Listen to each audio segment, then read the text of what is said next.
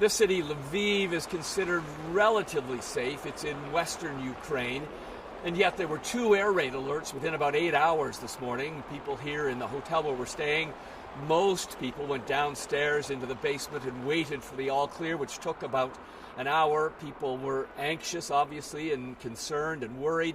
Most people on their phones trying to get in touch with family and friends to let them know exactly what's going on. If there's any fear here, it's that the Russians would come and try to block off the main road coming in from Poland, which will be the most important supply route to eastern Ukraine. What people here are seeing and feeling is nothing like what's happened in Kyiv, in the capital. They withstood Russian forces overnight. The city survived. It did not collapse. The president appeared this morning in a video outside of the presidential residence to say, look, we have blunted the Russian offensive for now.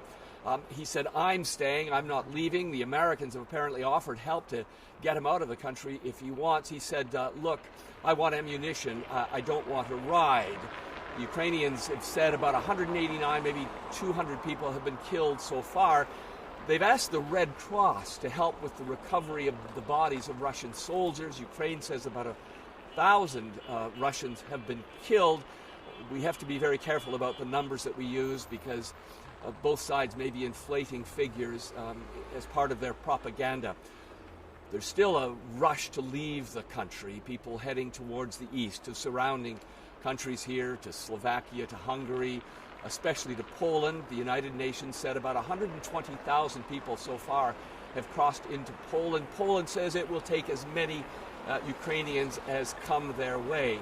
Slovakia this morning said much the same. It said anybody who's coming from Ukraine will be offered free health care, free transportation, and work permits. Paul Workman, CTV News, in Lviv, in western Ukraine.